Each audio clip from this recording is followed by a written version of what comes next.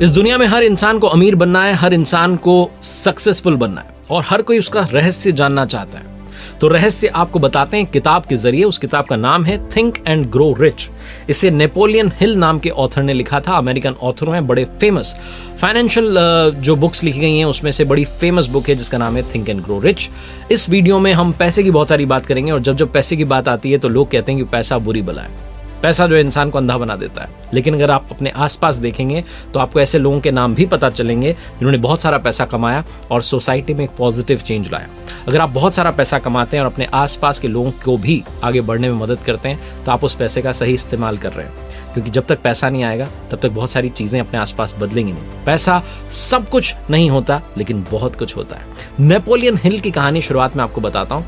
ये जब 13 साल के थे तो माउंटेन रिपोर्टर नाम का एक न्यूज़पेपर था, उसके लिए आर्टिकल लिखना शुरू कर चुके थे। इनकी जो सोच थी वो नई सोच थी और इन्होंने नए थॉट्स जो हैं इस दुनिया को देने का काम किया। बहुत सारी किताबें लिखी लेकिन थिंक एंड ग्रो रिच उसमें से बड़ी फेमस हुई जिसने इनको पहचान दिलाई।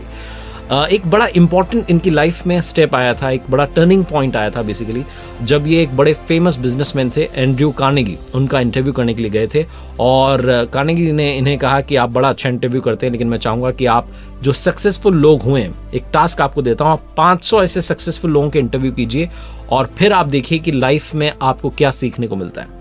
तो उस टारगेट को इन्होंने स्वीकार किया और उस जमाने के जो बड़े सक्सेसफुल लोग थे उनके इंटरव्यूज करना शुरू किए, जिसमें Alexander Graham Bell, Henry Ford, यहाँ तक कि थॉमस एडिसन, उन लोगों के इन्होंने इंटरव्यू किए और उन इंटरव्यूज में जो इनको कॉमन हैबिट्स मालूम चली उनको ही इन्होंने इस बुक में थिंक एंड ग्रो रिच में 13 स्टेप्स के माध्यम से बताने की कोशिश की है। आप देखना शुरू कर चुके हैं लर्निंग सीरीज सीखोगे नहीं तो जीतोगे कैसे। मेरा नाम है आरजे कार्तिक। आइए शुरू करते हैं। ये बुक की समरी 13 स्टेप्स हैं लेकिन मैं 7 स्टेप्स जो हैं, जो बड़ी स्टेप्स मुझे लगती हैं, उनके बारे में आपको डिटेल में बताऊंगा। उससे पहले 13 स्टेप्स आपको बता देता हूं। पहला स्टेप है डिजायर। आपके अंदर उस लक्ष्य को पाने के लिए इच्छा होनी चाहिए। दूसरा है फेथ यानी कि विश्वास होना चाहिए। तीसरा है ऑटो सजेशन यानी कि आत्म सुझाव, भी खुद को सुझाव भी देना शुरू कीजिए। चौथा है आपके पास में स्पेशलाइज्ड नॉलेज होनी चाहिए। 5वां स्टेप है इमेजिनेशन, बहुत बड़ी पावर होती है इमेजिनेशन की। 6वां स्टेप है ऑर्गेनाइज्ड प्लानिंग। 7वां स्टेप है डिसीजन लेने की आपके अंदर पावर होनी चाहिए। 8वां स्टेप है परसिस्टेंस, पावर ऑफ डिवोशन यानी कि आप दृढ़ हो जाएं, लगन के साथ, समर्पण के साथ आगे बढ़ते जाएं। 9th स्टेप जो है वो पावर ऑफ मास्टरमाइंड। स्टेप 10 जो है वो कहती है सेक्स ट्रांसम्यूटेशन। स्टेप 11 जो है वो है सबकॉन्शियस माइंड। स्टेप 12 है the brain, a fresh brain. और स्टेप 13 वो है सिक्स्थ सेंस। जब कहीं कुछ भी काम नहीं करता, कुछ भी काम नहीं होता है तो फिर वो सिक्स्थ सेंस जो है आपके लिए बहुत फायदेमंद साबित होती है। बड़ी डिटेल में आपको ये 7 स्टेप्स इनमें से बताता हूं जो मुझे लगता है कि आपके बहुत काम आएंगी और आपको आगे बढ़ने में मदद करेंगे। सबसे पहला बेबी स्टेप जिसे कहूंगा वो है डिजायर। अगर आप कहीं जाना चाहते हैं और आपके मन में उस तक पहुंचने के लिए डिजायर ही नहीं है तो कुछ भी नहीं हो सकता है। सक्सेसफुल बनना भूल जाइए। और डिजायर जो होती है उसमें भी बहुत सारी तरीके की डिजायर होती हैं। इंसान के मन में अनंत इच्छाएं चल रही होती हैं लेकिन उन इच्छाओं में एक इच्छा ऐसी होती है जो हमेशा दिमाग में चल रही होती है, दिमाग में जल रही होती है, उसे कहते हैं बर्निंग डिजायर। जब आपके पास वो बर्निंग डिजायर है तो आप सक्सेसफुल बनने की तरफ पहला कदम बढ़ा चुके हैं। अगर आप बहुत सारा पैसा कमाना चाहते हैं तो इसके लिए आपको 4 स्टेप जो है फॉलो करने होंगे, जिसके बारे में नेपोलियन हिल ने इस बुक में बात की। वो कहते हैं कि आप एक फिक्स्ड अमाउंट जो है डिसाइड कीजिए और पहले पता कर लीजिए कितना आप कमाना चाहते हैं। फिर उस पैसे को, उस फिगर को एक पेपर में लिख दीजिए। फिर आपको कितने समय में वो कमाना है उस डेट को लिख दीजिए। उसके बाद आप उस पैसे को कैसे कमा सकते हैं उसकी प्लानिंग बनाइए और उस प्लान को एक जगह लिख दीजिए। और फिर ये जो है पेपर, इसको आप कम से कम दिन में 2 बार देखना शुरू कीजिए। अपने दिमाग में उस डिजायर को बर्निंग डिजायर के रूप में कन्वर्ट कर दीजिए। वो इच्छा हमेशा जलती रहनी चाहिए ताकि आपको याद रहे कि आपका लक्ष्य क्या है। नेपोलियन हिल जो है अपने बेटे ब्लेयर के बारे में भी एक किस्सा शेयर करते हैं इस बुक में। वो कहते हैं, अगर आपको ऐसा लग रहा है कि सारी बुक जो है सिर्फ पैसा कमाने के बारे में, तो ऐसा नहीं है। जब आप इसे पढ़ेंगे तो आपको बहुत कुछ समझ में आएगा। नेपोलियन हिल जो है वो इस बुक में किस्सा शेयर करते हैं अपने बेटे ब्लेयर का। उनका बेटा जो था वो सुनने में असमर्थ था।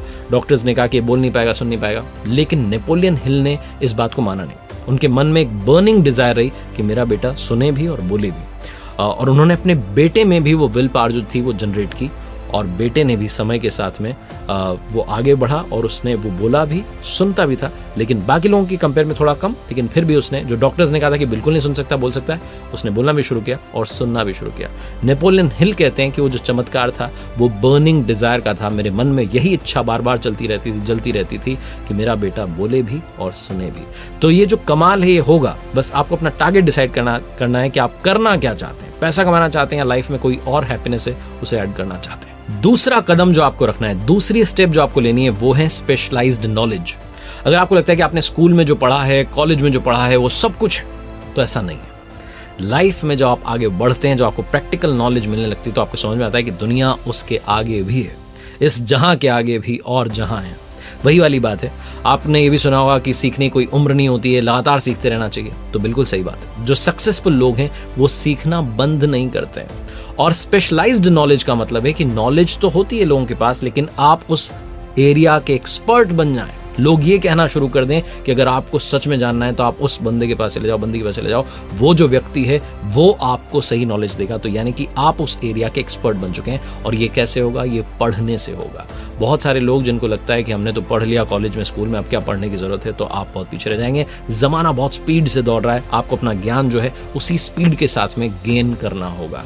अगर मैं बात करूं थॉमस एडिसन की, तो वो सिर्फ स्कूल गए 3 महीने के लिए, लेकिन उसके बावजूद उन्होंने कमाल कर दिया। तो सिर्फ स्कूली जो शिक्षा है वही काफ़ी नहीं होती है। सचिन तेंदुलकर की बात करें तो उन्होंने स्कूल जो एजुकेशन थी वो उतनी ज़्यादा नहीं है उनकी, लेकिन वो अपने फील्ड के मास्टर हैं, यानी कि वो उस फील्ड के स्पेशलाइज्ड नॉलेज को रखने वाले इंसान हैं।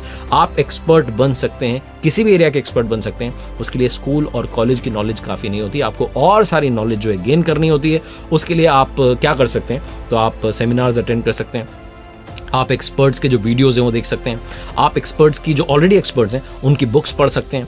उन एक्सपर्ट्स से अगर आपकी मुलाकात हो जाती है, 1 to 1 बातचीत हो जाती है, तो उनसे भी काफ़ी कुछ सीख सकते हैं। आसपास हमारे बहुत सारा ज्ञान है, असीमित ज्ञान है, बहुत अथाह ज्ञान भरा हुआ है। बस शर्त यह है कि क्या आप उस ज्ञान तक पहुंचना चाहते हैं। तीसरा स्टेप है इमेजिनेशन, जिसके बारे में हमने काफ़ी बात की बहुत सारे वीडियोस में, और वही जो स्टेप है, वो जो हैबिट है, कॉमन हैबिट, उसके बारे में इस बुक में भी कहा गया है। पावर ऑफ इमेजिनेशन बहुत मैटर करती है। अगर आप जैसा चाहते हैं, जैसा पाना चाहते हैं, वैसा सोचना शुरू कर दें, तो लॉ ऑफ अट्रैक्शन काम करना शुरू करता है। उन चीज़ों को आप अपनी तरफ अट्रैक्ट करने लगते हैं और वही चीज़ें आपकी लाइफ में होने लगती हैं। चौथा स्टेप है ऑर्गेनाइज्ड प्लानिंग। प्लानिंग तो हर कोई करता है, लेकिन अगर आप ऑर्गेनाइज्ड प्लानिंग के साथ आगे बढ़ते हैं तभी लाइफ में चेंज आएगा। आपको लगता है कि मैंने प्लान बना लिया, ऐसे ऐसा करूंगा, वैसे वैसा होगा, ऐसे ऐसे नहीं होता है। आपको सारी चीज़ों को नोट डाउन करना होगा, पेपर पर लिखना होगा और डिसाइड करना होगा कि क्या ये सब हो सकता है, और अगर हो सकता है तो कैसे हो सकता है। एक्सपर्ट्स की राय लेनी होगी।